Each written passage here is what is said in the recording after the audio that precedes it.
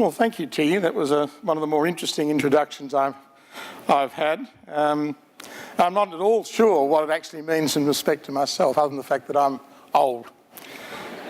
I guess my role today is to really talk a little bit about how the role that Australian farmers and Australian agriculture can play in doubling output in the world's agricultural system sometime as soon as possible in this century. I've been a farmer for more than 40 years, and over that time, I guess I've had the chance to see a lot and to do quite a bit. Of course, like most farmers in Australia, I've fought fires, I've fought droughts, and I've fought floods. And I've learned the hard way that in farming, the first terrorist is in fact nature. It can burn us down, starve us out, or just drown us, just to make things a little more interesting. But I've also seen a lot of change, and I think that's the most important thing that having been around for a while gives you. When I started out in the grain industry, we had machines that would allow us to cultivate and harvest between 50 and 100 acres a day. Now those machines will work 500 to 1,000 acres a day, and in some cases even more. 40 years ago, the family dairy farms in our neighbourhood, those families milked maybe 50 cows. Now they're milking 500 cows. But I also know that by global standards, the size of many of our Australian farms is still small. Having been in Brazil recently and seen soybean farms of 50,000 hectares on converted cattle ranches on the southern edge of the Amazon, or in New Zealand, where they're converting reasonable-sized sheep farms into the state-of-the-art dairy farms. And we in this country, and those around the world, have to compete with these mega farms, with the efficiencies that they bring in technology, in capital and in labour. If we want to survive and make our contribution in this country, we have to be prepared to make some tough choices, to make changes and adjust to the world's realities as we find them today. The situation, in fact, reminds me of something that T.S. Eliot once wrote. Between the idea and the reality, between the motion and the act, falls a shadow.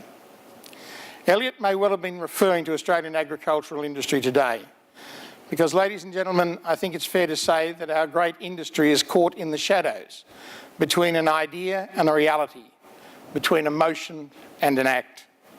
Now, what is that idea? Well, that idea is that we can double agricultural production in the next 20 years. And what is the motion? Well, the erroneous belief held in some quarters that we will become the food bowl of Asia by default. Now, I've spoken before about the prospects of that idea and counselled against the fallacy of that notion, but today I want to go a little bit further. I want to take this chance to talk about the reality Australia's agricultural sector faces and the actions that we must take if we're going to meet those challenges, and talk about one of those actions which I think is pretty tough. But I think tough but necessary if we are to get where we need to go. Let me first talk about the reality. Let me talk about the Asian century. There is no doubt Australia sits at the doorstep of one of the greatest opportunities that we've ever seen. The greatest leap forward in terms of prosperity since the Industrial Revolution is occurring in Asia right now, to our near north. Now, that might sound like a bit of an exaggeration, but let me tell you it is not. By now, I think we've all heard about the industrial rise of China, how about it will overtake the United States as the world's largest economy by 2020, how 500 million people have already been lifted from rural poverty to an increasing plane of urban affluence. But China is in fact not even half of that story. India is projected to overtake China as the world's largest economy by 2050, with a larger and younger population. Add to that the convergence of developed and developing nations from Japan and South Korea to Malaysia, Vietnam and Indonesia, and you can see why it is no exaggeration to call this the Asian century. After all, what we're seeing is the re-emergence of two superpowers in India and China, as well as the emergence of an Asian mega middle class that will be almost 4 times the size of the entire population of Europe and the United States combined. Let me spell out the size of this mega middle class. In 2009, Asia's middle class totaled about 500 million people. By 2030, though, Asia's middle class is projected to have expanded to a total of over 3 billion people, a six-fold increase in this population of prosperous people. This is the middle class that Australia is currently helping to create through our resources sector, with our commodities being used to build new industry, infrastructure, housing, and to keep the lights burning. As historic as this resources boom has been, it will level out as the standard of living is raised for hundreds of millions of people in China and India and other countries. Naturally, there's a great deal of interest in Australia to gauge when this levelling out might occur, but that's not where I'd like to focus our attention for the time being. Right now, we should be focusing our attention on the opportunities that will follow the creation of Asia's mega middle class. A boom in demand for discretionary goods and services that will be measured in decades rather than just years. This long boom will shape the 21st century. It will redefine the world politically, it will redefine the world economically, it will redefine the world environmentally. And what does this monumental shift mean for global agriculture? It means monumental opportunity, as well as monumental challenges. Demand for food in Asia is expected to double by 2050. And Asia's mega middle class will have an extraordinary appetite for quantity, but perhaps most importantly for this country, for quality. And Australia has the reputation and expertise to deliver a significant portion of that quality produce. Put another way, Asia could account for 70% of global middle-class food consumption by the middle of this century. And I think it's pretty obvious that Asia will not be able to meet that increased demand for food on its own. The region is becoming more urbanised, water is scarce, and new land is unlikely to become available for food production. Given our proximity to Asia, this is a once-in-a-century opportunity for Australian agriculture. After all, 7 out of the 10 top export markets for our produce now are in Asia. It has been estimated that Australia could more than double the real value of agricultural exports by 2050, going from 35 billion to 75 billion export industry.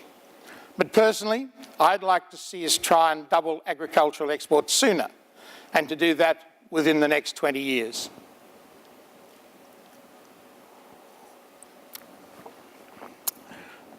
I've just been to Europe and back in the last 5 days, and I'm still suffering a bit from dehydration. If we could achieve that kind of boom in productivity, Asia's century could be Australian agricultural century as well. But if to do that, we have to get our house in order. And the trouble is, I don't think our house is fully in order. We need to act quickly to fix the issues that confront us. So what are the actions that we must take if we are going to play our part in this global challenge?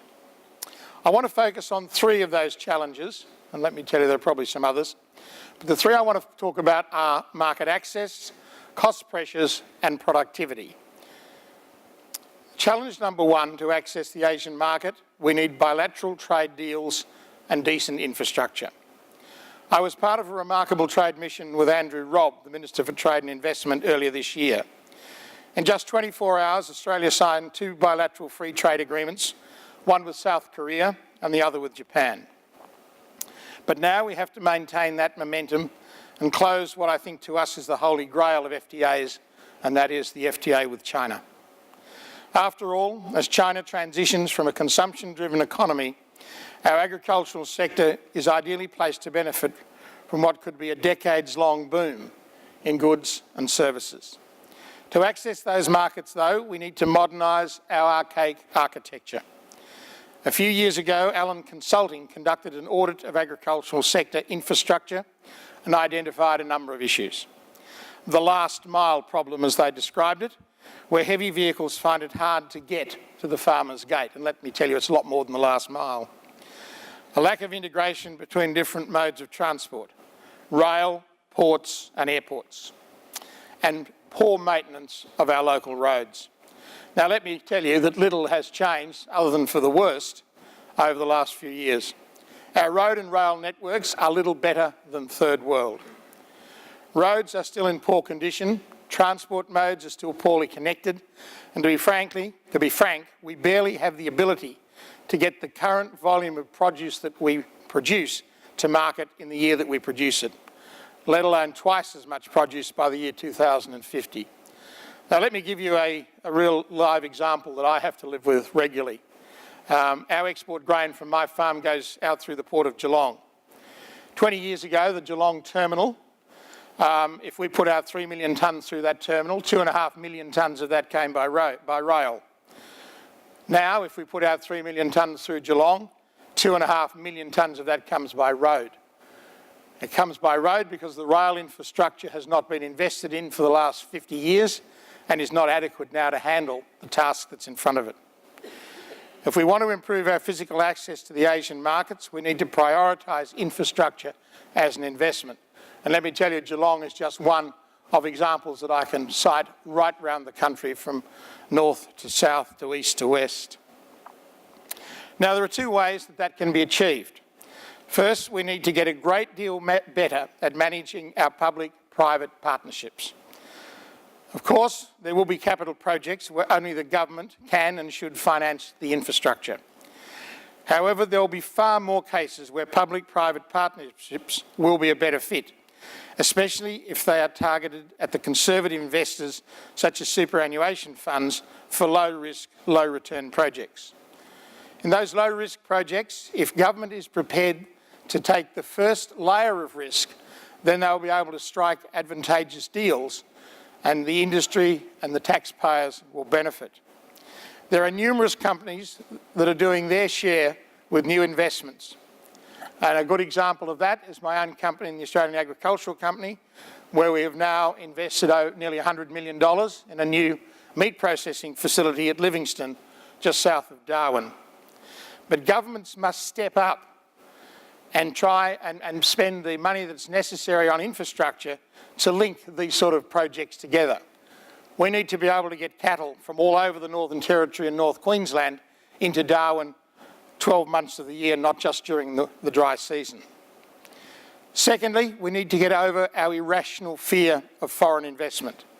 If we can find people prepared to invest here and help us invest in industries and infrastructure to develop markets and open up new opportunities and to take our produce, then we should be welcoming them.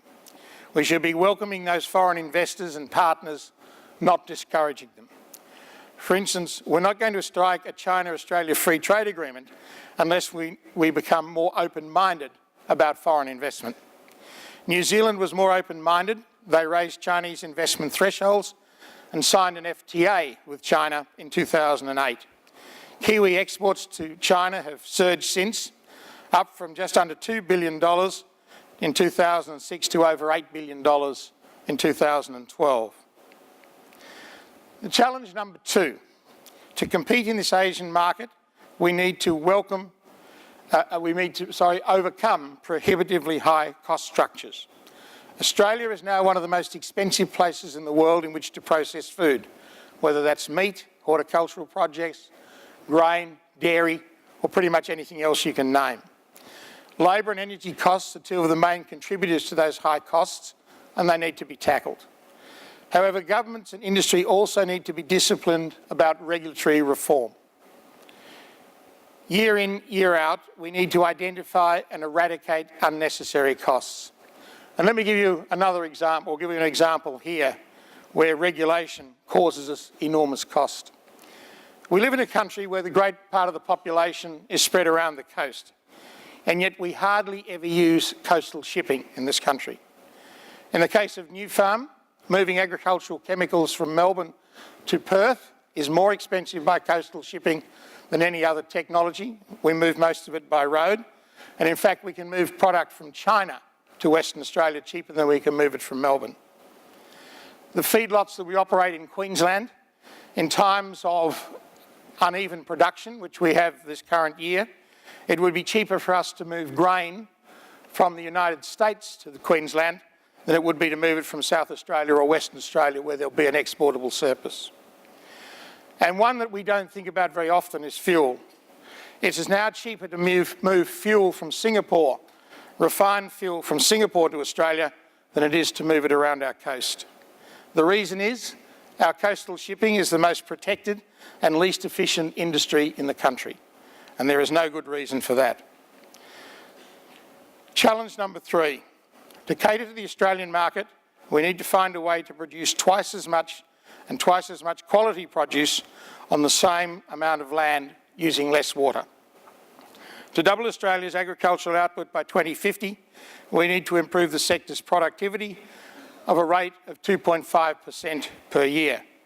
Now, if we're going to do that in the next 20 years, of course, we need to double that again. But we're not going to get there unless we start investing a great deal more in research and development and to encourage innovation. The truth is, Australia has dropped the ball on R&D.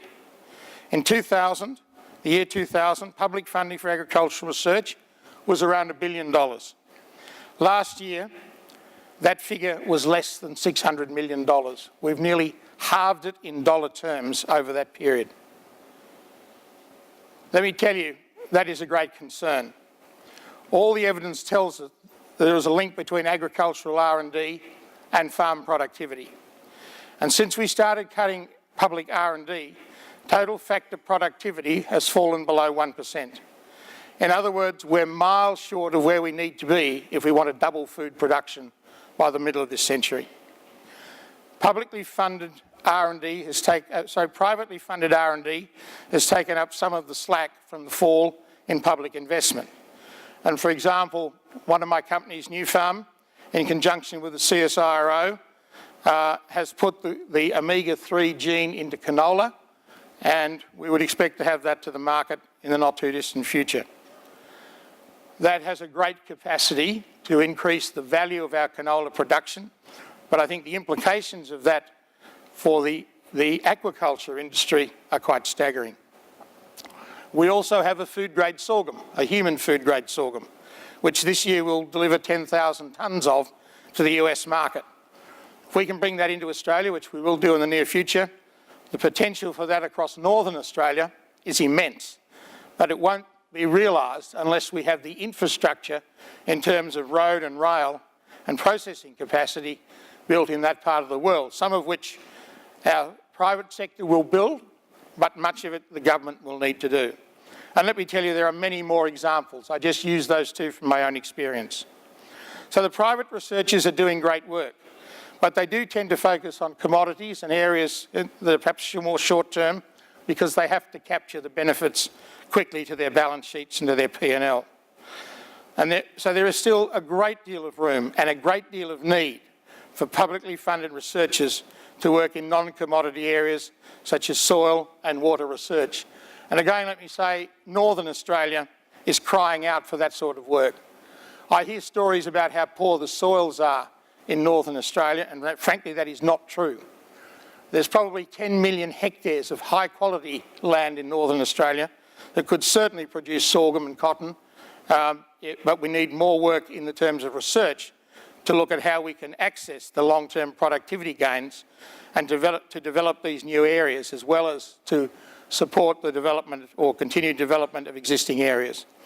But it's particularly in Northern Australia where our capacity to really move the needle is most available to us. Commonwealth and state and territory governments cannot expect the private sector to completely bridge that R&D gap, and they need to step back into the role that they once played. My point is, publicly funded agricultural R&D is overwhelmingly in the national interest. But having said that, let me ask a question or pose a question. Is drought relief in the national interest? Because I'm certainly beginning to wonder. Let me ask another question. Was the $4.5 billion that Australian government spent on drought assistance between 2001 and 2012 money well spent? Did it make us more productive? Did it make us more cost effective? Did it make the Asian markets more accessible? The answer to all those is no. Now, I have no doubt that people who received that help needed it. I'm under no illusions about the ways in which Mother Nature can terrorise a farmer. But did we give money to people to do the wrong thing? Would we have been better if most of that drought-affected farmers, or many of those drought-affected farmers, if they'd actually been given support to start again outside agriculture? Would it have been better for the industry if we'd let those smaller farmers be rolled into larger, more efficient and more effective farms?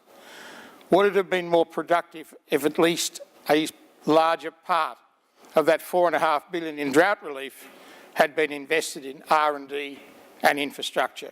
And in my view, the answer to that is yes. As I said, one of the actions I believe we need to take is tough, but I think that is one of the sort of things we have to take, tough decisions, if we're going to succeed. I spent most of my time in business representing the interests of farmers, trying to find new markets. What I've learned over the years is that if you want to win with those new markets, you have to be open for business. We have to be prepared to make tough decisions and make change where change is necessary to adjust for the future, not defend the past. Australian agriculture has spent a good part of the last decade or so in survival mode. There are reasons for this: droughts, floods and cyclones. But I don't believe we can afford another lost decade of inaction and excuses.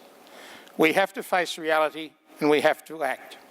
If we are to play our part in meeting the challenges and the opportunities of providing high-quality food for 100 million wealthy people, then we need to make those changes. Thank you very much.